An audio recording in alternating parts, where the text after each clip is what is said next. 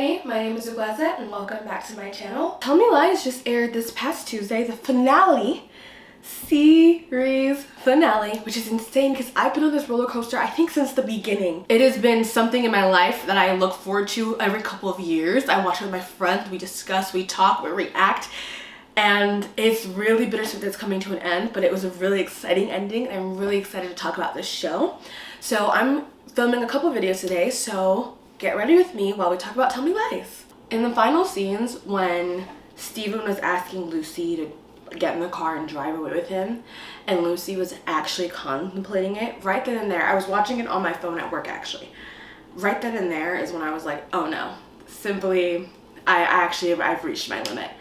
Because I could no longer defend the choice. I could never defend the choices, but I could always understand the nuances of the conversation, like the moment. But at this point, I really said, this is where I get off the train. Because the girls, they hate Lucy, and I low-key been a Lucy defender. I at this moment, we're in the future now. Everything that's ever happened has happened, and we are still contemplating entering this car. You've got to be joking. I simply could no longer take it. Turns out, I don't have to, because it's over. The ending happened and I was like, there's no more story. This is it. This is the story. This is it. There's no more. And then I opened my phone and entered the internet and I realized, oh, I see Miss Oppenheimer's Instagram post and I'm like, yeah, I mean, okay. And I actually really, really appreciate stories like this, like a whole story told intentionally, not ones that die due to wanting more and more money and then no plot and writing just goes everywhere. I really appreciate it because I truly believe that she created something phenomenal. And at this point I have to read the book because I just want to be in Steven and Lucy's mind. I think it's dual point of view. I want to be in Steven and Lucy's minds because I always knew I could never quite understand Steven. Like, those of us who are like human beings and run around this earth with our heads, like Steven is not that. I knew I was never going to understand Steven. But I was like, you know, there's many things. I get that Lucy's in a very unique situation, but there's many things that I don't understand about why. Maybe reading her book will help me understand. After the last episode, I'll still probably read the book, but yeah. So I want to talk about Tell Me Lies. This is going to be Get Ready With Me to talk about everything season 1 through 3. I'm probably mostly going to talk about season 3 because that's what I just watched and I remember most. Let's start with, I want to talk about how well I feel like the show really, really captured the time period. Both, what was it? It takes place in 2008 and 2015. I feel like we're in 2026. Those are technically now like time periods. Like this Tell Me Lies, I would consider it period pieces. Not period of like the Victorian era or anything like that, but these are period pieces, and it's really, I feel like everybody did a really, really good job of capturing it. The writers, obviously, a lot of that's on them to make it seem and sound like these characters exist in 2008 and 2010, whatever vernacular they were using and stuff. But I honestly really want to commend the costume designers because the outfits are really help transport us to the world.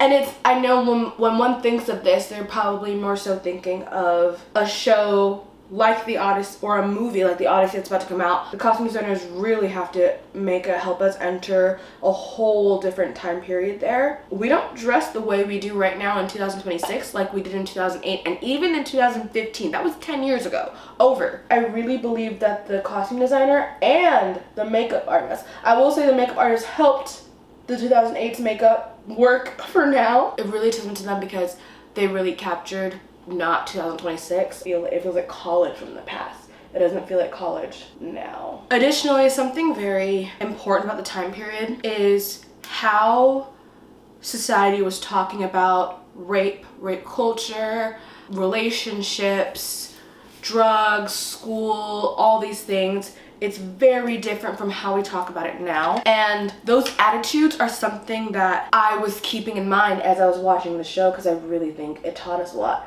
Oh, and about mental health and how those things are treated. So I feel like two overarching things that happen in the show have to do with Drew and Mara and how that affected Drew's mental health and how eventually they unalived themselves, as well as Wrigley's mental health. And then the other major plotline of the show was Chris essaying Pippa. Outside of what was going on with Steven and Lucy, I feel like those themes really transport us back to the time. And so those are the things I mainly want to discuss, and I honestly think those are the biggest lessons Tell Me Lies teaches us outside of friendship dynamics and relationship dynamics. So I want to start off with Lydia and Chris. I'm gonna go through all the characters. The first ones I'm gonna start off with are Lydia and Chris. First, Chris. Tell Me Lies takes place before the Me Too movement, and of course we still largely live in a rape culture. But I know that a lot of people don't have the discussions we have about consent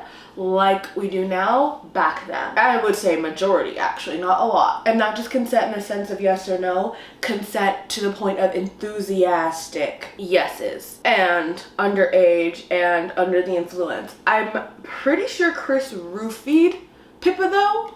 So this is not a case in which somebody sexually assault someone. Like, actually I will talk about what happened between Pippa and Wrigley. This is not a case in which someone sexually assaulted somebody and didn't realize it was sexual assault. And first off, most of the cases of sexual assault are not that. I will agree that there is a wide, even till now, misconception of what exactly consent is, but even that being said, for the most part, if someone's essaying someone, they know that it's an essay and they know that it's unconsensual. But discussions around consent, honestly, I think are largely about helping women be believed. So with Chris essayed, what was that one girl? Katie and Pippa. And that's who we know of. I'm sure it happens more commonly than we see, unfortunately. But what was really disappointing was how much people did not believe Katie. But of course, that was a time period. People don't believe people now. I can't imagine how hard it is to be the sister of somebody who hurts women, like a boy, your brother, hurting women. I'm sure that's heartbreaking, but it's really upsetting how badly Lydia reacted to it. Like, so upsetting. And I have to give this one to Lucy. I understand why she lied, because is it horrible? Yes. Is it inexcusable? Yes. But people didn't believe Katie. She knew what happened, but she was the type of person who Pippa did not want people to know, and Lucy was not about to do that to her friend and literally say that it happened to Pippa. Pippa didn't want people to know. Pippa didn't consent to that. But Lucy just literally could not stand by and let this happen, despite the fact knowing that her really good childhood friend would be really upset with her. But I think the thing that's crazy with this is somebody you don't know saying that about your brother, Katie, and not believing her and being like, oh my god, people just make messed up lies, is one thing. Lydia does not know until later that Lucy made that up. Or didn't make that up, but it wasn't about her, and she just hated her. She just hated her. Didn't even really ask, didn't want to be like, maybe it was a misunderstanding, didn't try to gaslight her. Like, that all would have still been awful, but just immediately, you're a liar, I hate you. And there are still way too many girls like that who are our friends, who if we told them that their brothers or their dads or this did that, and it's true, of course, I'm not talking, people act like people just lie about that stuff for fun. Nobody's lying about that. People, especially about your nobody brother or uncle, like, this isn't freaking Bill Gates, this isn't like high level top secret people with careers and lives to destroy. This is someone who would have access. It's usually somebody you know. And people just act like people just lie about that. No. Too many girls are unwilling to face the fact that they may know people who are predators, and of course, way too many men just make excuses for their friends. He's not like that to me. I've never seen him do that, blah, blah, blah, blah, blah. Girlfriends are over here defending their boyfriends, but like, not even, it's just really upsetting and sad. I also do want to talk about Lydia's behavior is so ridiculous, and I don't know if it's necessarily male-centeredness that drives one to do this, but she was so mad at Lucy that she ends up engaged to Steven. I don't even know what to say about that, how to feel about that. I feel like that's insanity. I don't understand any other motivations for why Lydia would be with Steven, because presumably, if we're following the logic, right? somewhere between 2008 or, well, maybe 2009, whenever Lucy's expelled, and 2015, they start dating and then they get engaged. It wasn't immediate. And it's not like Steven magically became a great person to play this long con to convince everyone that they're so in love. Oh my god, we're engaged. How does that feel, Lucy? No, because even when Steven was with Diana, who Steven does not hate, Steven at the end hated Lucy and it's really tormented Lucy. And I do think Steven really resented Diana's privileges and what she was born with and the opportunities she had, but nobody could say that Steven didn't respect Diana.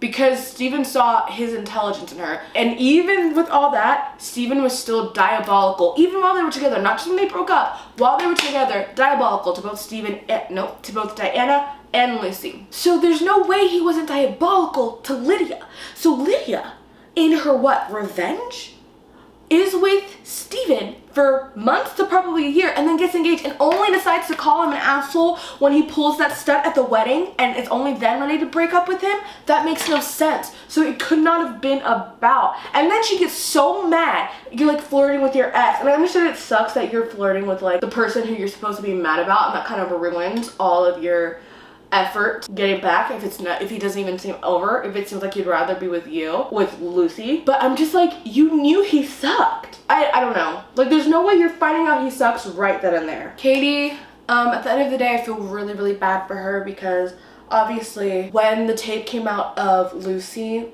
that probably hurt any chances of her ever getting justice. And that happened in real life all the time till now. And I know that we've changed as a society since then, but I do think shows like this is important to show just how horribly people act towards women who come out. And then people wonder why they don't come out, why they come out so late, why all these things happen. It's because of the things that happened in this show. Before the tape came out and the rumors started spreading because of Steven, the things that Chris and Chris's friends were doing to Lucy is exactly why is exactly why Pippa didn't want people to know. Besides other reasons, which we'll get to when I talk about Pippa, it's stuff like that. And the thing is, that stuff still happens. People will get online and call people liars. The Amber Heard case and now the case with Blake Lively, nobody needs to be perfect. Please. Pippa and Lucy are not perfect people by any means so far whatsoever. But had they been SA'd or harassed in any way, it doesn't take away from it. And the harassment that happens back is just truly abominable. And that's why I really need to talk about Amanda, because me and Amanda, we're fighting. What happened with Bree and with Oliver is so freaking unfortunate. I'll talk about it more in depth when I get there. The fact that Bree, a victim, is, I don't even think Bree was ever actually going to go to the superintendent, because she could have done that. She probably was never actually going to go to the superintendent and talk about what had happened and what Oliver did to her. But the fact that Amanda has admitted what happened to Bree, would lie. And I wonder if, I don't want to be fully mad at Amanda, because I wonder if what Oliver and Marianne did to Bree was blackmail and gaslighting, obviously, essentially. Do they have something over Amanda? Because it is insane to me that Amanda would claim that Bree was stalking her, all those things. Based on what we have, me and Amanda are fighting, we're not friends. But, I just had to talk about that. Marianne, just an embarrassment. At the end of the day, simply just an embarrassment. Because what do you mean that your husband is taking advantage habitually of students, your own students or friends of your students, and you know that this is happening and you just simply don't care? And not only do you not care, you help him get away with it. I could never respect. I honestly have no words for that. It's truly diabolical and insane. And when Bree goes to their house and talks to her about it, and Bree asks her why, because that is the burning question, she's just like, you wouldn't be surprised at what you would do for someone who you love. My thing is, why do you still love him? You love somebody who could hurt people. It says more about you. And then to be on this board with Katie and Lucy, supposedly about helping people with sexual assault, it's truly, honestly, I think the point of that in the story is truly to show the predators and people like this are everywhere. are everywhere. And it's not just those who actively cause harm like that, like Oliver and like Chris. It's those who don't believe, those who excuse it, those who know and help, those who, it's a whole culture. When we say rape culture, it's societies as a whole's attitudes around rape. What we support, what we talk about, how we talk about it, what we punish, and what we reward. That's what culture is. That's what, like, when we talk about work culture, each work culture has its own unique culture. I remember when Me Too was happening, people were like, there's no such thing as rape culture. Like, what is that? Everyone knows rape is bad. Duh, of course everybody knows rape is bad. But when none of us punish rape, when none of us call rape when rape happens, when none of us believe victims, when none of us call essay when it should be called essay, because it's like racism. Nobody wants to acknowledge that something is racist, because if something is racist then you're a bad person.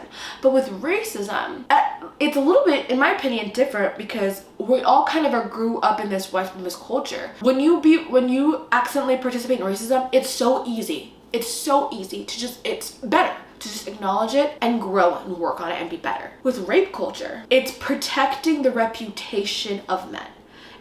It's male-centered and protecting male entitlement, because men who participate in SA think they're entitled to women because they view women as objects, or they want to be powerful. It's a million different reasons. We don't have to get into all the nuances here. But when we have the culture we currently have around SA, it's indicative of how we view men and how we view women and how we view victims, how we view power, because this happens to children too. Look at everything that's going on with Epstein, and yet still we talk about these things, we don't do the right steps and repercussions against these things, and that's what allows the culture to continue, and people, children, women, and even men continue to be harmed, and it's a tragedy. So that brings me obviously to talking about Oliver. I don't know, there's really not much to say except he sucks.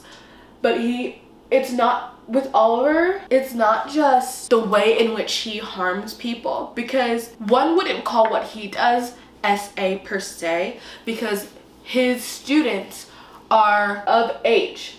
It's more about the power dynamic of what he's doing. Although, except, I don't know if he knew. Actually, they probably did know. I'm pretty sure Amanda was 17. Amanda was not Bree's age. But it's the power dynamics that make what Oliver does particularly harmful.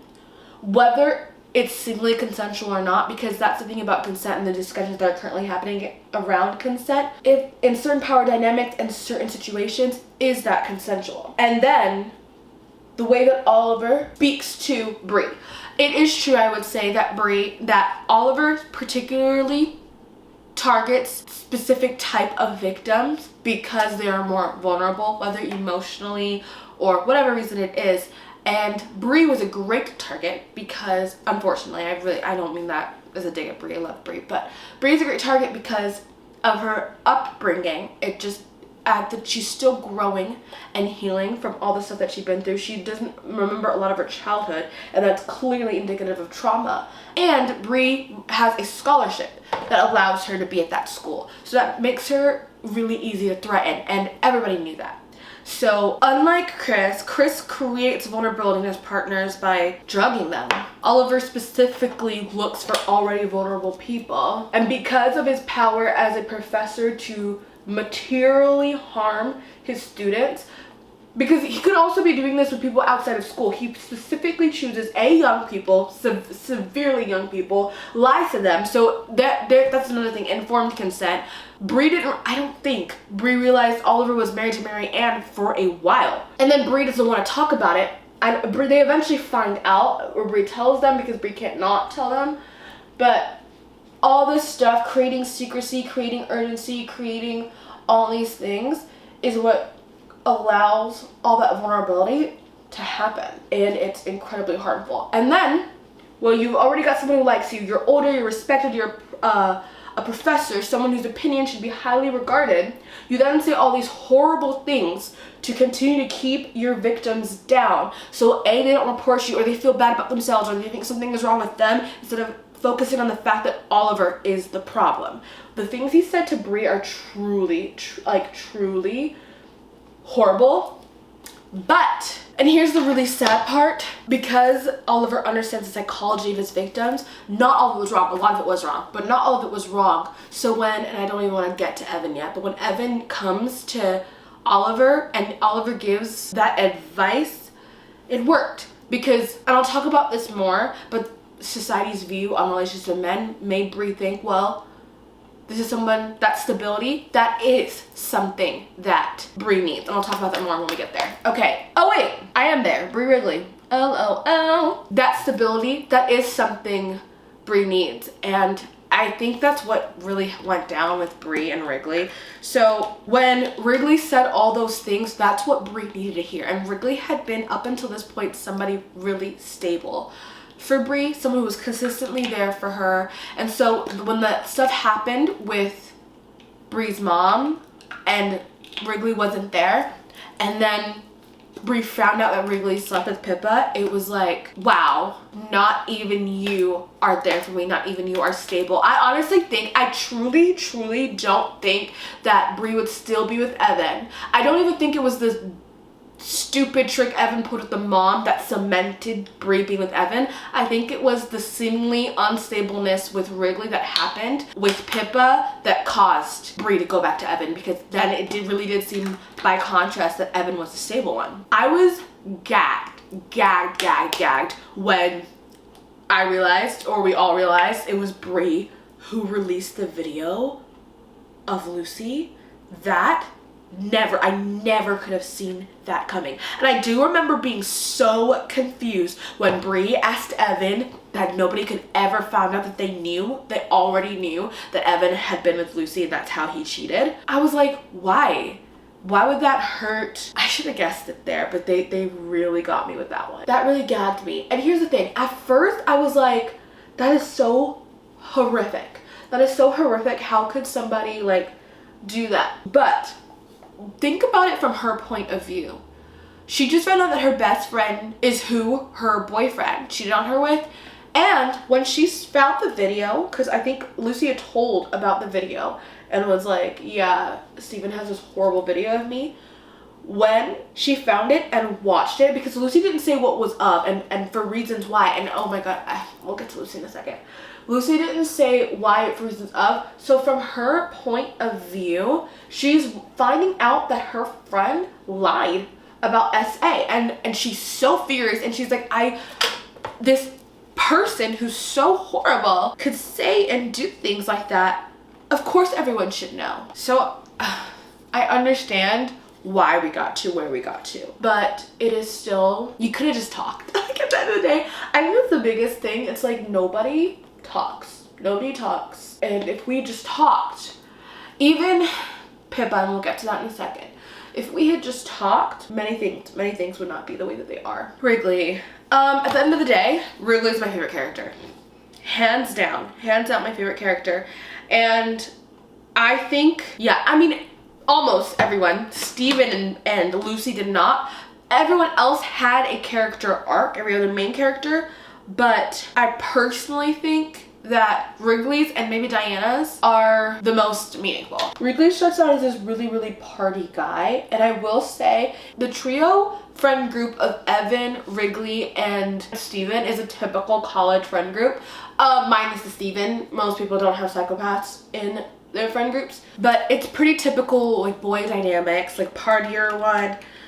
Especially for the time period, how Wrigley acts. It is a bit of an exaggeration, I feel like, of the typical frat boy. But what I always admired about Wrigley was Wrigley's joy. Wrigley, from the beginning, was a very joyous person. I will say, personally, upon recognition, I do think, and I think I researched this a little bit after I finished the show, they've changed some things from the book to the show, obviously, but I think the most recent season was pretty much not, like, still inspired by the storyline of the book, but pretty much didn't happen in the book. I really do need to read the book.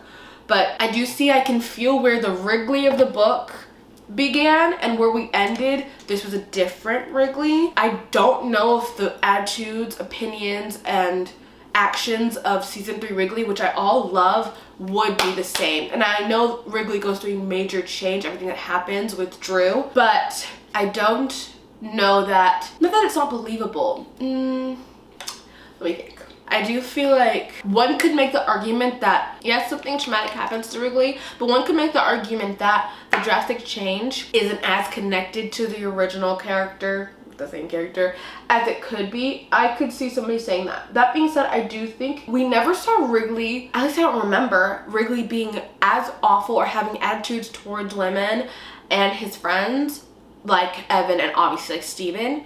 So I will give Wrigley the benefit of the doubt. It's not giving the Jeremiah switch up in The Summer I Turned Pretty. It's like, this is a new character. This didn't feel like a completely new character, but I will say I don't remember Wrigley being like this, but I do think that, well, okay, so I would describe Wrigley's character arc as truly maturing, realizing what kind of person he wants to be, realizing what he's responsible for, what he has in his hands. Everything that happened with Drew, I think that is what fundamentally changed him. And a lot of people, it changes them for the worse, and I really appreciate that in contrast and foil to Evan and Steven, we saw that one does not need to be that way. And Lucy standing up for, not Lucy, goodness gracious, not Lucy. Wrigley standing up for Diana, Wrigley standing up for Diana in two ways. What had happened with the pregnancy and what had happened with the unconsensual sending of photos to Diana's parents. Wrigley reporting Steven for that, gagged, period. Forever. Oh my god, probably gonna go down as one of my favorite male characters in TV. Truly, truly a sight to be seen. That is like truly something. And even just being like, hey, it's none of our business. Back then, like even now, yes, abortion and a woman's right to choice now is still such a debated topic, but back then, really debated. And so to have a character stand up, first off, I know Pippa telling Wrigley we always let Steven get away with everything, and Pippa was right, and I'm really glad Wrigley didn't just hear that. That's what like people who experience criticism should do. Think about the ways in which they are harming or protecting people who harm, and realize materially what is in your hands to do about it. Because when that had happened with Diana, Wrigley spoke up right then and there and said, no, this is none of our business. And then when Pippa said, you don't realize how horrible Steven is, we just let it get away with it, Wrigley did something about it. When we say rape culture, like I was talking about in the beginning of this video, it doesn't even have to get to SA. When you just see people talking about women, joking about women, or acting towards women in wrong ways, it's as easy as just speaking up for them. When a lot of guys say, I don't do these horrible things, you don't realize how much you participate in the culture that allows these horrible things to continue to be happening and continue to happen without consequences. Because that's I think the overarching foil of what Steven is. Harm happens in this world by all types of agents of harm, but in specifically Steven's case, Steven commands a certain amount of power over people. His is not financial, but it is power he manufactures due to his control of the emotional dynamics. So that is in contrast to Oliver, how he creates power because he's literally the professor of those students. And then with Chris, how he creates power by roofing these girls. Steven is the larger foil of someone who creates these power dynamics that he holds over his friends and how he controls and manipulates them. Additionally, he's this white guy, right? And he's this white guy who's friends with these other guys who maybe are richer than him, maybe not as smart, because that's the other thing, Steven is incredibly intelligent, that's another form of power, and then maybe not as rich that Evan has. He manipulates his power the way he needs to, and his gender and his ethnicity the way he needs to be seen and believed and perceived a certain way. And everyone just lets him get away with it. And that is just what happens. Now, but especially back then. And I think the cautionary tale of letting Steven win, letting Steven get away with things, and those people who stood up against it and the people who just let it happen, that's the overarching message, in my opinion, of Tell Me Lies. And so to see Wrigley, who he was back then and what he let happen, and who he became and what he stood for, that's it for me. And how this show ended, honestly, this show is not a happy ending. One, in my opinion, would call this show a tragedy, and I personally think it's a cautionary tale, and I will fully get into that in a second. But in my opinion, the people who learned what they needed to learn, and that mainly is Bree, Pippa, Wrigley, and Diana, they got their happy ending. If you ask me, The people who deserve a happy ending, they got their happy ending. Happily ever after. By the time we were halfway through season 3, I was tuning the episodes and I was like, I'm here for Brie and Wrigley. I'm here for Brie and Wrigley and Pippa, and I was like, I understand that Pippa feels so bad for what she's doing, but I honestly couldn't have pictured a better ending. In the end of season 2, I remember my heart break. I always loved Wrigley. I remember my heart breaking and being like, Pippa, I understand, but just break up with him. But of course, the time period about A, around sexuality, B, around homosexuality, and C, around homosexuality in girls, how seriously it's taken, is it considered cheating, all these things. Those are all very interesting dynamics that the show explored, but my heart still broke for Wrigley. Wrigley falling in love with Brie saved it. It truly saved it for me, and I'm so happy that Wrigley, Brie, Pippa, and Diana got their happy ending. Oh, I'm so happy. It breaks my heart that Wrigley will never know, at least presumably. In fact, I don't even think Lucy. I don't even think Lucy knows the entire story, but especially Wrigley will never know what happened with Steven, Macy, and Drew. And that Wrigley may know now how much of a menace Steven is, but Wrigley doesn't know that essentially, if you ask me, the reason Drew is dead is Steven. All right, next. Evan. Evan. Okay, so we all know Steven's a sociopath, psychopath, anti-social personality disorder, whatever it is. Steven's a horrible person. We understand that. But Steven's horrible can be explained by their incredibly tragic upbringing, right? And which I'll talk about more in depth when I get to Steven. And their tragic upbringing by the dynamics of his mom and his financial dynamics. That doesn't exist for Evan, right? Evan's borrowing money, Evan goes to a good school, Evan's gonna graduate, Evan's smart enough, Evan's gonna get what he needs, right? For Evan to supposedly love his girlfriend so much that he intentionally sabotages his girlfriend's relationship with her mom just so that his girlfriend would view him as more stable and choose to spend the summer with him.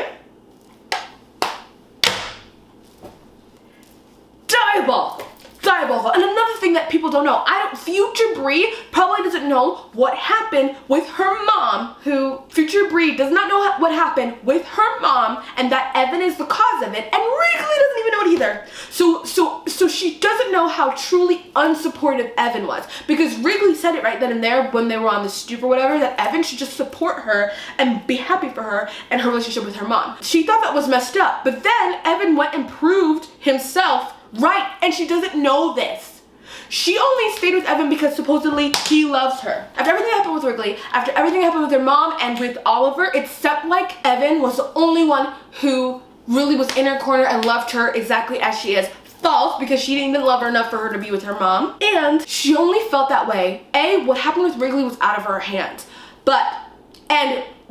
And the way her mom messed up, because it's another example of just not believing. You didn't believe your daughter, who you don't know any of those people. You just automatically trusted adults, and that's that power dynamic. That's where that fallacy of appeal to authority comes in, and why the power dynamic works at being so harmful towards those who are not in power or can fall victim to things like this, because the mom just automatically trusted Oliver and Marianne. And I want to talk about this with Wrigley and with Drew, both in that if somebody was struggling, there was a stigma of getting help, right? I think that's why, for many reasons, Wrigley would sometimes feel, is infantilized the right word, but just not how Wrigley would like to feel around how Pippa was treating Wrigley. Even though, of course, they were best friends and Pippa cared about Wrigley and Wrigley knew that. It's still really difficult, and people can't talk about these things or go see a shrink. And like Lucy really needed one. My God. I can't even articulate what I think is wrong with Lucy. What happened with Drew and what could have happened to Wrigley, which we're all glad didn't, that's one aspect of mental health that wasn't really talked about. The other aspect of mental health is abuse and how abuse happens. Because now I truly believe something like what had happened with Oliver, well, hopefully what happened with Oliver, Marianne, and Brie wouldn't happen now. We understand how people can gaslight and make people feel crazy and things like that. So hopefully something like that would not happen now. But this wasn't talked about. And of course now people even weaponize therapy speech. I feel like that's one aspect, especially back then, that wasn't really talked about, that contributed to not even just rape culture, just the ignorance of a lot of issues that really affected people. I have no nice things to say about Evan. I think the entitlement he has may actually even come from his privilege, but to do that to Bree, in my opinion, I don't want to explain. It's like what Steven does in Steven's mind is about survival and security. So he controls the people around him, so he feels secure. He feels like all these power dynamics, all these things. He can go to the college he wants to go to, Yale. Thank God he did not love, oh my God, all the people who deserve happiness got happiness. That's why there's motivations behind what Steven does. And Steven lacks the ability to empathize, right? And that doesn't make it inexcusable at all. But remember the whole man versus bear conversation and how people were saying, well, yeah, if a bear mauls me, a bear is mauling me because they don't want to die, because they're protecting their kid. That's why a bear is mauling me. A man's doing something to me, first off, probably not murder, but maybe even murder, but not for those reasons at all. What Evan did, truly, in my opinion, is more malicious in nature than anything Steven's done. What Steven done may be materially harmfully worse in so many ways, diabolical, literally evil and wicked, but Evan doing that to someone he supposedly loved, lying in that way, manipulating, because that's a form of manipulation, manipulating Bree's view of her mom and those emotional dynamics there, incredibly malicious. I actually was shocked. And it's crazy because Bree thank God, but Bree goes back to Evan because it's like, well, you really never know, like a good guy is that hard to find after she finds out what happened with Chris. All right, let's talk about Pippa. Actually, I'm probably gonna talk about Pippa and Diana together. Happy that it all worked out in the end, but Pippa emotionally was in a place around their sexuality and their view of relationships differently in a way that Diana is. And that's what caused issues for them in season 3. So I guess I'll talk about Diana first. Diana's incredibly smart in more ways than one. First off, the Houdini act Diana pulled on Steven, truly a work of art, because Diana realized all the motivations. She was insightful enough to realize all the motivations of why Steven was with her and pursues her, and was able to manufacture a reason to get Steven away from her. I truly commend her highly for that. Like, it was a work of art. She also has a very contradictory opinion of relationships in general than not only people of this time period, but especially people back then. Something that is starting to become more mainstream, however slowly, is decentering men and because actually Diana did this just in general, decentering romantic relationships as the most important aspect of one's life. Because when it came to her pregnancy, of course, she wouldn't tell Steven. Like, that's like, get the devil spawn out of me. Like, unfortunately, it's really that scary and that bad. But also, I truly believe that any guy it could have been, she respected herself and understood herself enough to know that that's just something that should fully be within her agency. This is not something that needs to be discussed with a partner. It's her future. It's her future. She's not, even if she was married, but she's not married, she's not anything, she's a college student. She understood and weighed all the things, and she was like, this is an inconvenience that I now have to deal with, but it's her. It was all on her. I truly think the writers just needed a reason for Steven to find out. I don't think there's any world in which Diana would have told that girl that was hooking up with Evan that she was pregnant and gonna have an abortion if it wasn't necessary for the plot. Because I think that's the dumbest thing Diana did on that show. Like, the dumbest thing. Additionally, Diana's really intelligent because once she realized how much of a menace Steven is, it wasn't just, oh, I'm not dating anymore. It was, and this was something Pippa criticized, but the only person to really do something about it, in my opinion, was in a way that wouldn't materially harm herself, was just exit the situation. I'm at a point in my life where I realize if one of my really good girlfriends, or guys, whoever, dated a guy like Steven, this wouldn't be if you just dated a guy who was maybe not the greatest, or I just didn't love for you, or relationship, I don't care. That's one thing. if you date someone who materially harms you and others and can materially harm even me or my friends, and you refuse to acknowledge that and refuse to leave that relationship, now people in society will view this as selfish, but that is a friendship that I would cut off. That is not something that I would entertain. And Diana knew this. For 2008, Diana knew this, and seeing this and protecting herself and removing herself from that friend group saved her. Saved her. And ultimately, eventually saves Pippa. Because when they attended that wedding and they saw the chaos going down, they said, psych. This isn't the type of thing where it's like, oh my god, my friend likes this guy, he sucks, hee hee ha ha. The way we view and talk and look at relationships like this and our friendships like this, there are girls who are in our friend groups who are male-centered in this way. And honestly, I don't mean to offend anybody, because I understand, trust me, especially watching this and watching the way in which Steven manipulates both Diana and Lucy, I understand how these dynamics are really it's not as simple for the person in the relationship to be like, let me just get up and go, especially if you are male-centered or relationship-centered. That's not something you just unlearn in 2 seconds. The best way to solve something is to acknowledge it, and we saw how Steven, because of we let Steven be in that friend group for so long, we saw how that accumulated in the end and how he thought he was blowing up everyone's lives. The only person right then and there he really harmed is Evan. And who cares about Evan, right? And then Lucy, but oh God help her.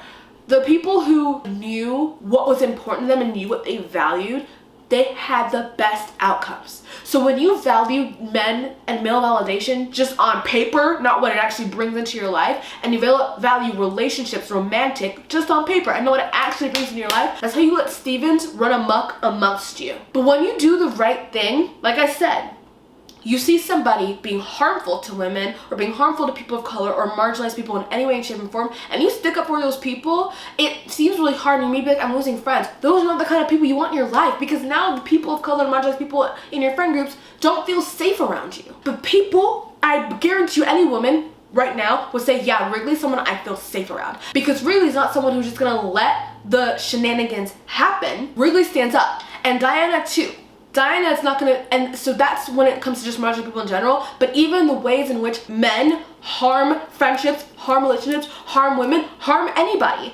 And again, Steven is a really exaggerated, really large foil in the point of the story, but you don't have to be a sociopath or psychopath to harm people. Evan is none of those things, and Evan materially harmed the relationships of Bree. Both Bree's relationship with Wrigley in certain ways and with her mother. And it's incredibly selfish. Like Steven is selfish because he cannot empathize. So all he thinks about is himself. That's not an excuse, but that's the reality. Evan was selfish for selfishness' sake, because we don't teach empathy in guys enough in this society. And we just excuse it. Diana was smart enough back then to realize these are my friends. I care about these people. Diana likes Pippa, and that's why Diana kept hanging out with Pippa. But Diana would keep being like, Pippa, you need to leave that friend group. Pippa didn't understand. Pippa thought all my friends are here. Pippa wasn't thinking about her future. Pippa wasn't thinking about all those things. So Pippa was like, I can't do that. But oh my God, we just keep letting Steven get away with everything. You're part of it, Pippa. It's not just you. It's not just everybody else. You're also part of it, Pippa. Diana's the only one who did something. And that's why Diana gave that advice to Lucy, like, do nothing.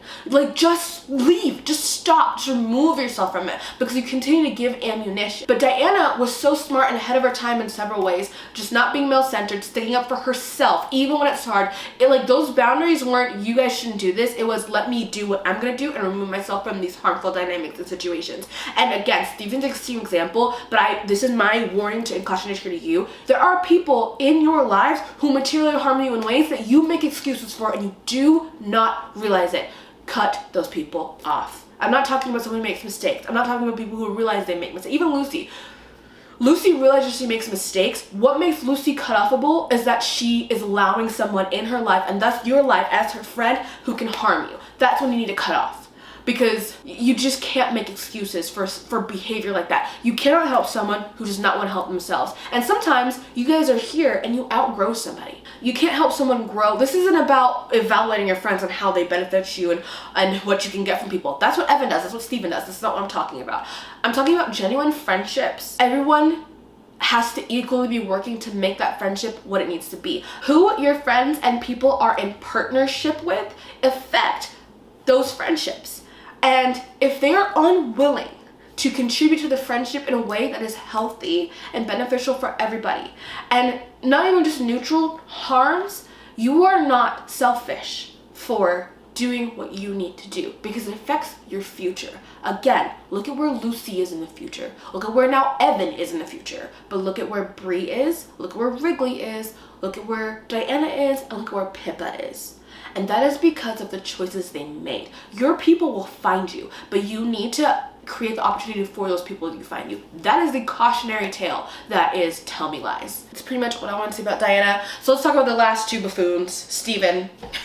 A lot of people I see online, discussions around Steven revolve around whether or not Steven loves Diana or loves Lucy, or who he loved more. Let me tell you something really fast. The only people we saw Steven love on this show was himself and his sister. And here's the reason why Steven loves his sister. Steven is either born through traumatic experiences without the ability to empathize to the extent that the average human being can't empathize, right? But Steven has no problem empathizing with his sister because he knows what happened to him, right? And he watched those same things happen to his sister. No empathy required. No empathy is required in this situation because Steven kind of sees his sister as an extension of himself. That's him. That's her. Him is her is him. And she went through exactly what he went through. So it's so easy for her to empathize. And all Steven wants to do, Steven's greatest motivation is to overcome what he was born into. And that's all he wants for his sister. That's why he goes to great lengths to make sure his sister can afford to go to those schools that she wants to get to and get away from his mom, because that's all Steven wants to do. That is all Steven wants to do. And so it's so easy to empathize with his sister, and he wants that relationship with his sister because he actually cares. I think some people were like, viewing his sister as an extension of himself doesn't even mean he really loves her. No, I still really do think he loves her because Steven is really intelligent to a point. What makes Steven really scary is there are various people who have antisocial personality disorder, and it's really complex because other personality disorders have stigmas. All personality disorders and neurodivergences, they all have stigmas, but this one stigma is particularly bad. And so many people, when they do bad or selfish things, think to themselves, am I a sociopath? What you won't find people thinking is, am I a narcissist? If you're a narcissist, you probably have not contemplated if you're a narcissist. Most likely, I'm sure some have, but I feel like most don't. But many people, when they do something selfish or they feel bad, they think, am I a sociopath? Especially because people compare themselves to others. So Steven, who's incredibly observant and of other people's emotions and social dynamics, there's no way he hasn't thought to himself, do I think and feel differently from others? He has to. He knows it. And though, the scary part though is, unlike others, he is born incredibly intelligent. So that's what makes him able to read other people's emotions, dynamics, motivations in order for him to manipulate them so well. So he's aware to the amount that he can be of who he is, and what he does in order to move through this world. He's aware of what kind of person he is, so he's smart enough to realize that his sister is a completely separate person with separate motivations. Like, he's able to separate himself from other, this is my unprofessional, unsociologist, psychologist opinion, but I do think he cares about his sister because he fully, within his capabilities, is able to empathize with her.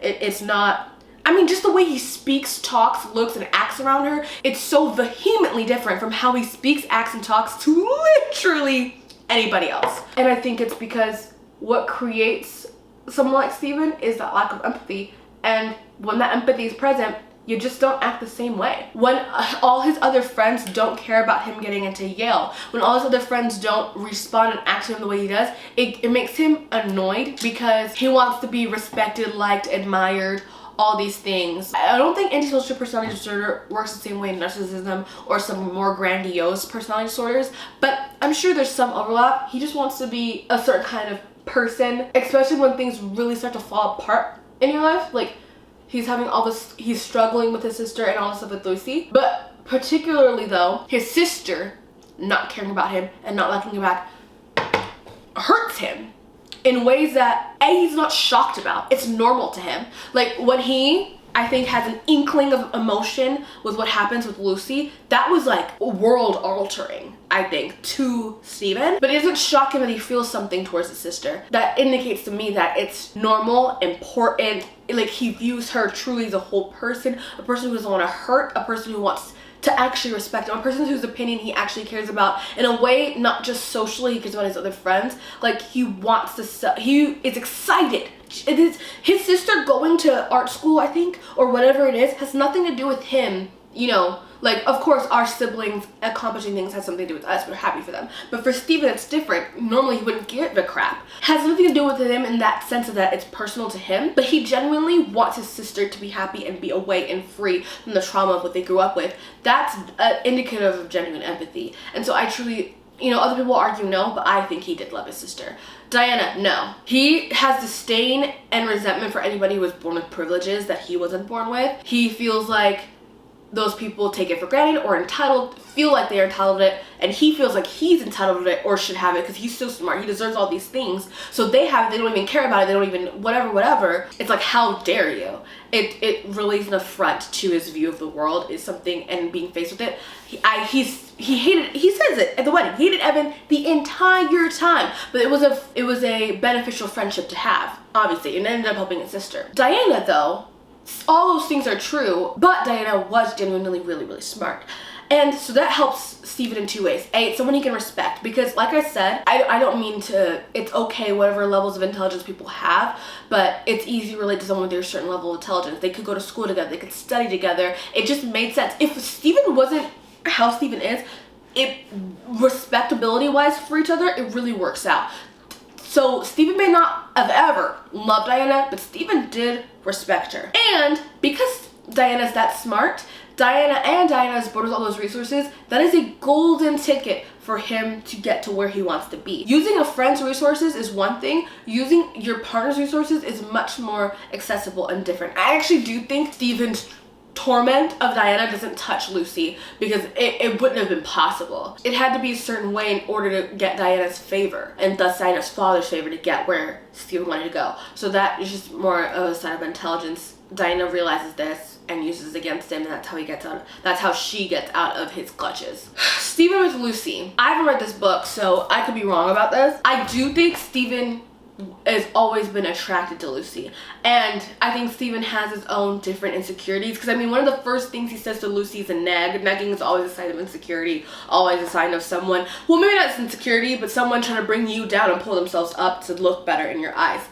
If Steven thought he was out of Lucy's league, I don't understand why he would use that psychological tactic to get with Lucy. And Steven did the same thing to that one girl who was in heated rivalry, by the way. Oh my god, I can't remember her name at the moment. But when I was watching the show, and the girl he dates and has that weird game that they play in season 3, I was watching the show and thinking, where have I seen you? I feel like I just saw you in something. Turns out she was in heated rivalry. She was Kip's coworker. I feel like that's insane, because it's crazy that she right now is like in 2 really big shows right now. The timing is really insane. Anyways, Steven did the same thing to her and negs her, and unfortunately, it works. Again, another cautionary tale. Don't let that work for you. Someone who respects themselves and respects you won't nag you or make fun of you in any way, especially if they just met. It's one of the first things he says.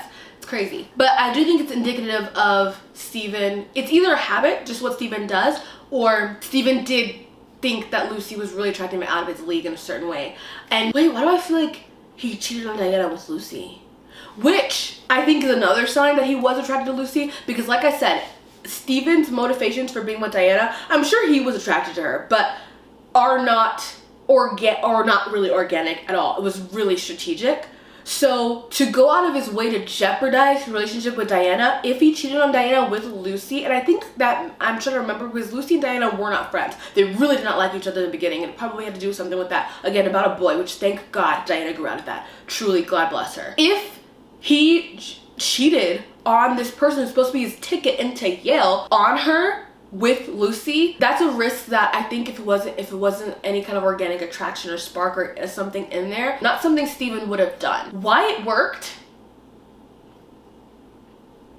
Lucy has some trauma. It's not to the extent of Brie. I do remember they have that episode where they go home for the winter. I don't remember all the details. I will say, in my mind, Lucy is not necessarily a target that's particularly easy, but maybe I'm not remembering all the dynamics. But I also think Steven doesn't really need you. I mean, Diana is incredibly stark, but so is Steven. Steven doesn't necessarily need you to be vulnerable to create that power dynamics. Steven's intelligence is enough to manipulate out of his own awareness of what's going on to create that power imbalance for him. Like I said, that necking he does in the beginning. What he does with that girl was strategic and not about her at all. That was about Lucy. So I think Steven's motivations for his relationships, because I just checked, it was not just Lucy. I forgot that Steven was with Macy too. What Steven did with that girl in season 3 towards Lucy, that was about Lucy. Lucy was not about Diana. Diana's a separate thing, and Steven was with Diana for reasons. Steven starts hooking up with Lucy for different reasons. And I will say it is really about ego and validation. So I think he was trying to, he saw someone he thought was pretty and was like, oh, if this pretty girl likes me, it makes me whatever. Messed up logic. People who do that thing. I also think when Steven and Diana finally break up and Steven goes back to Lucy, I still maintain that he didn't love Lucy, but I do think that this was someone, it's kind of like, honestly, like what Brie did. Brie chose Evan because to her, Evan was safe and stable. And Evan truly loved her and would do anything for her, even tell her the hard truths like about her mom. Steven realized that Lucy was so messed up, sorry, but that's the truth, that Lucy could know all the horrible things Steven did. Because Steven told Lucy about Macy. Not everything, because I'm pretty sure we didn't know everything. But Steven told Lucy about Macy, and Lucy still loved Steven. The first, second, third, how many times, Lucy still loved Steven. Steven realized right now, because nobody else, all his other friends, they knew who he was, would not touch him. Obviously near the end, like when he exposed himself, it was too late.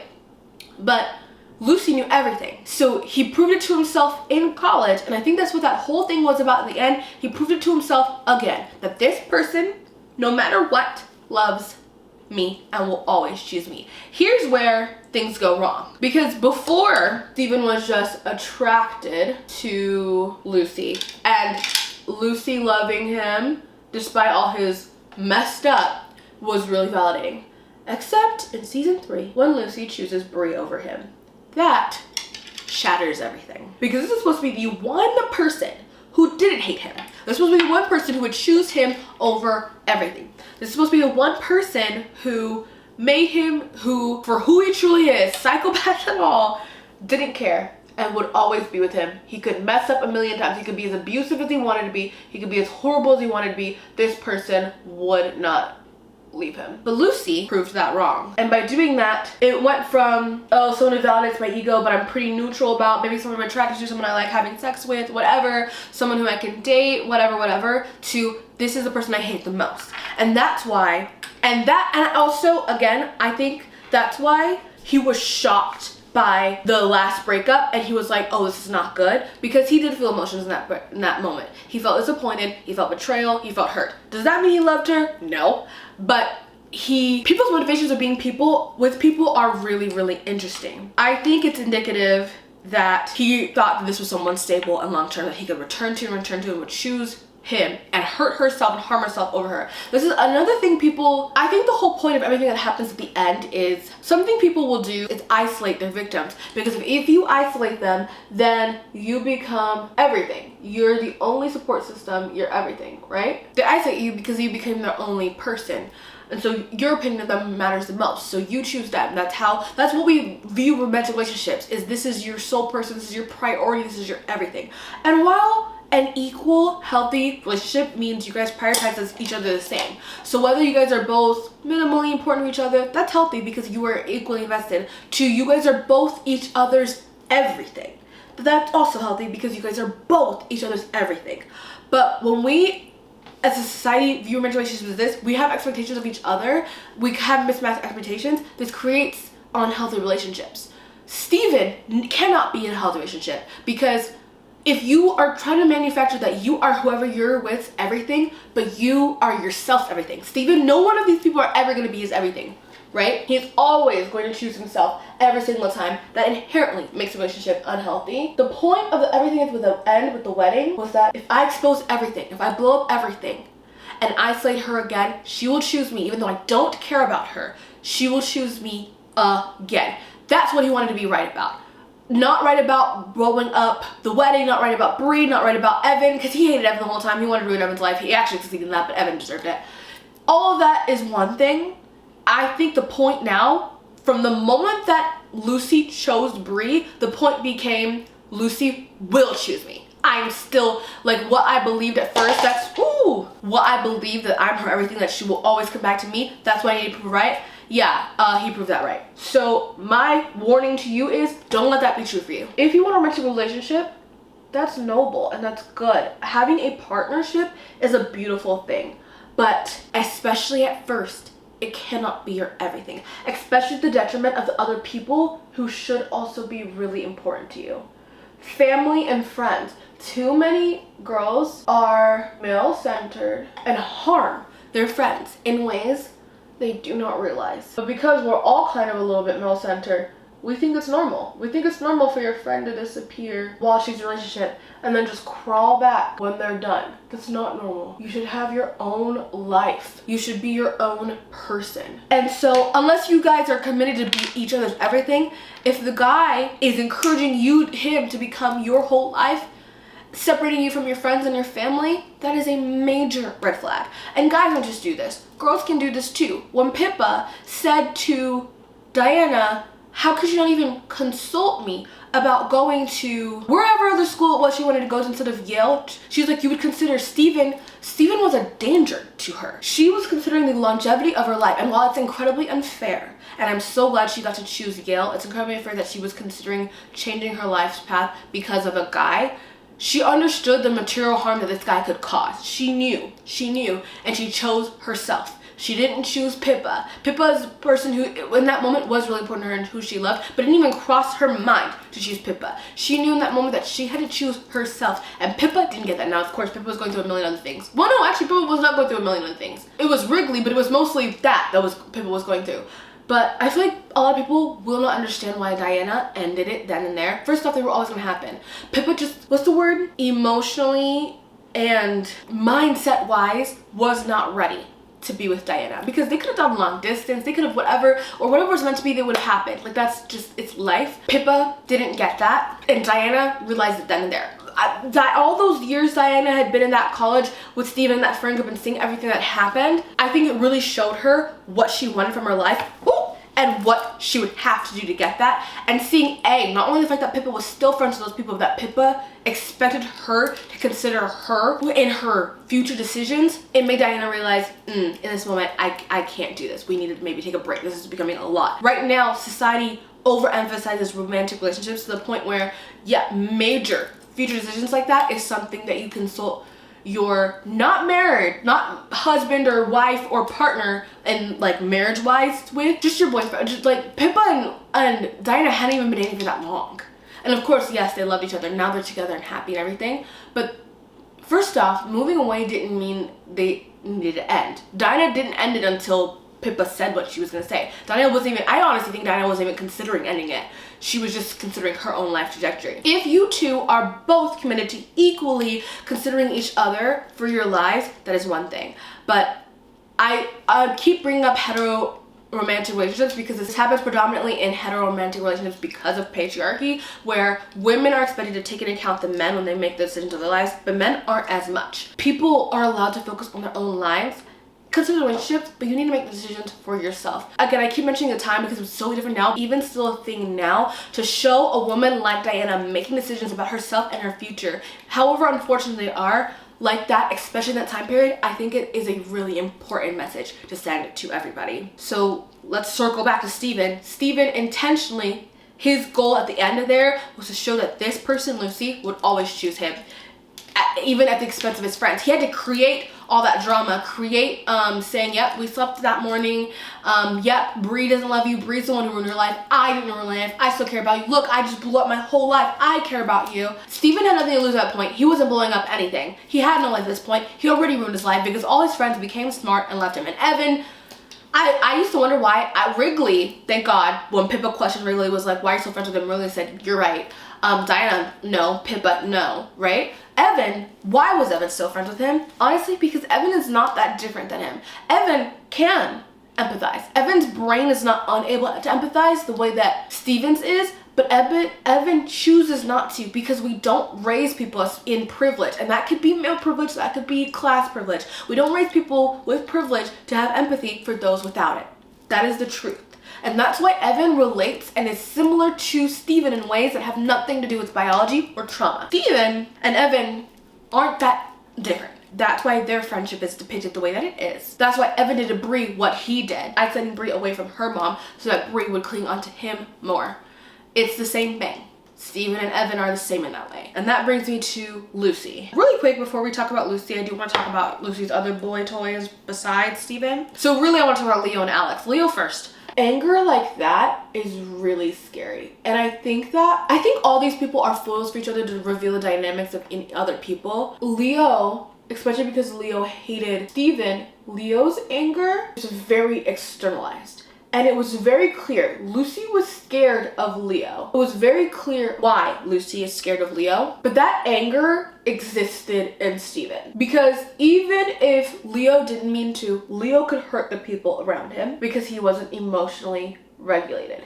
And we can all become emotionally regulated. It's not a death sentence to not be emotionally regulated. We can all become emotionally regulated, but it's just a step. And the thing with Leo is able to get there. Steven just, manipulated everything and created more issues. And also Steven deserved to be punched. Steven enjoyed that. He probably felt, again, a rare moment where he felt something. Also, it was confirmation of he has the power to make people feel the way he wants to feel. He knew he could get this reaction of this person. He was right. He's like, it's just more confirmation in another way, in another sick way. It just makes him feel powerful. But my point is, Leo's anger is externalized and it's obvious that he can hurt people. Steven's isn't. All of us watching can see how dangerous Steven is because we see everything. But I want everyone to be careful because people are dangerous. My point really is, it's so obvious to us how dangerous Steven is, and Steven is a rare and particularly dangerous combo of antisocial personality disorder and high Q that makes him particularly dangerous, but you do not have to be that. You don't have to be dealing with somebody who is like that, who can create material harm. We gaslight ourselves too, and it's because our culture, we've created a culture around that. Tell me lies is a warning. I'm gonna say it so many times in this video, but tell me lies is a warning. Leo may not even want to harm. That doesn't mean you still can't. You can still harm people even if you don't want to. But Leo's harm is obvious. Steven's isn't. We don't realize how dangerous a person Steven is, and you do not have to feel like a horrible person. Bad. We are starting to tell children who cut off their parents for abuse that they shouldn't do that, that they should reconcile. That's insane victim blaming, and we harm people by letting that happen. That is how we don't break cycles. That's how abuse continues. So even if it's not familial, I would hope it's not familial for you because it's really sad. Friendship-wise, relationship-wise, please. You are not selfish for choosing yourself. You are breaking cycles. I actually think every time someone chooses themselves in a situation of abuse and harm and models that for their friends, does it enable that in their friends, is a step towards this behavior no longer being normalized in our culture. If you can't think of it as not selfish, think of it as selfless. Think of it as you're doing this for yourself in your own life. People will see that, people will learn from that, and now you are doing it for the greater good. Because when we allow people to harm people like this, I don't want people to feel guilty. Like, this is not victim blaming. Trust me, I understand how difficult it is. But do know that all of our decisions, we really do impact each other. Even strangers we do not know. And so I'm really grateful for this show and for showing that to us. That's Leo. And Alex. Alex, I wish we got to know a little bit more about Alex. I ended up actually shipping Alex and Lucy. Maybe I need to be prayed for. I don't fully understand Alex's background and motivations for everything. We just didn't see enough. I really wish we could have seen more, but I understand also Alex was there to highlight both Lucy and Bree's story. And I also understand why Alex, first off, it was really wrong of Bree to tell Alex about Lucy because that created, but that created issues, but like for multiple reasons that aren't necessarily Bree's fault. But still, I respect Alex for being the type of person to cut someone off for that. Like, again, at the time, Bree and Alex did not know the truth. but I really do respect Alex for that. I respect Alex for the sensitivity he had towards Lucy. Lucy, the way in which Lucy would act out and do things, not being like understanding Lucy. I think Leo was someone Lucy needed, but Lucy did not let herself. Even Wrigley tried to help Lucy, but Lucy did not let herself be helped. With Steven, the whole point at the end was to get back at Lucy. That's why he hated her. Oh my god, I'm forgetting something else. Another fundamental reason why Steven hated Lucy was that the one person I do think he loved and cared about no longer was speaking to him, and that was because of Lucy. So Lucy, after knowing everything, even if it was no longer true that Steven was the reason that her life was ruined sophomore year of college, Lucy still believed that when she slept with him that morning of the wedding. So was that for closure, to be like, oh my god, Steven is just the same person he was back then? Is that why he did that? She did that and didn't care about Lydia? Maybe. Lucy knew that when she slept with him that morning. So my thing is, at first, especially in college, being in his clutches, but like the gaslighting, I mean, it was really bad. Holding something over your head, the blackmail, truly, truly horrible. I can understand a lot of Lucy's actions. Like I said, I even understand why Lucy lied about the SA, because she couldn't stand for what was being said about Katie. To stand, especially when her good friend Pippa had gone through that. I understand all of that. Also, I think we forget that Lucy also experienced her very first sexual experiences that satisfied her with Steven. So now she's experiencing highs like this with Steven for the first time, and these deep lows that just feel familiar to her. So this in her own really messed up way feels like home. Steven and Bree inadvertently in really messed up ways are choosing what they think is safety in the partners that they end up choosing. Lucy in choosing chaos, that feels like stability to her nervous system. That I get, except at the end, with so much space, having after lived a life that you lived, after repairing your friendship with all your other friends that you would get in that car. Maybe that's just how much of a cautionary tale it is. The most important thing in life is not a romantic relationship. It's not a boy liking you back, especially a boy you have this relationship with.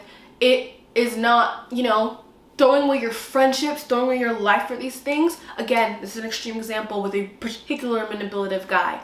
But wow, like the men in this show are all foils and reflections of each other, but their harm is pretty similar and long term. Pippa is never gonna figure out what happened with Chris. Bree is never gonna forget what happened with Oliver. I'm sure Katie's never gonna forget. And Lucy never forgot it either.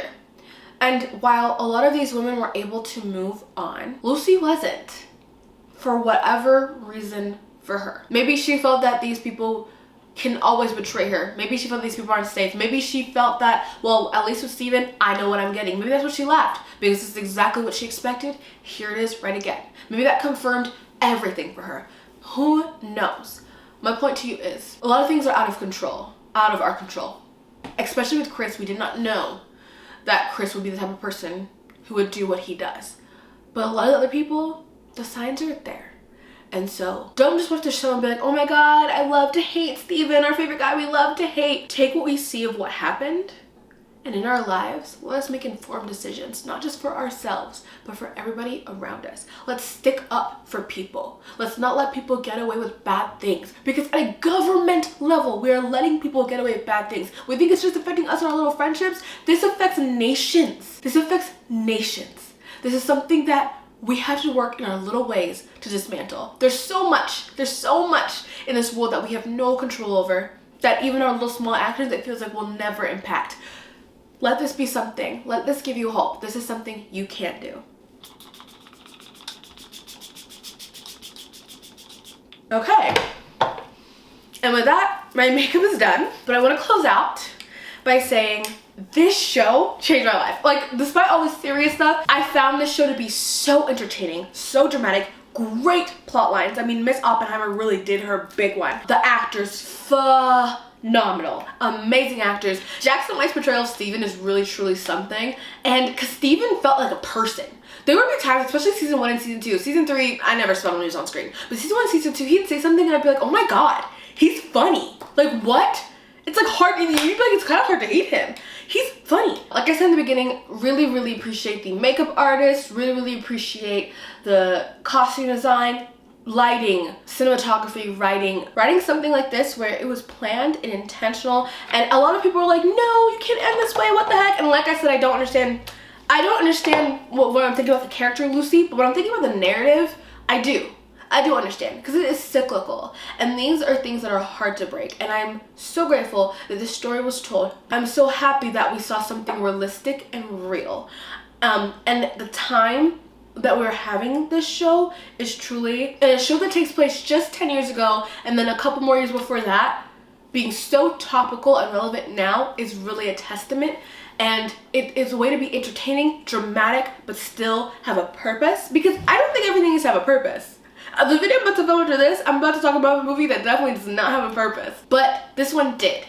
And it's something I can recommend to people and be like, oh my god, it's crazy, you need to see. But I know that people will take away different things. Everything I took away, the larger flows and themes, are what I took away. Someone else could have taken away something completely different, and I can't wait to watch other people's commentary on this show. But I really wanted to bring my 2 cents into what I think. So thank you so much for tuning in. If you really enjoyed this video, click like and subscribe. And if you're interested in more, ring that bell on the way out. And I'll see you the next time that I do. Bye.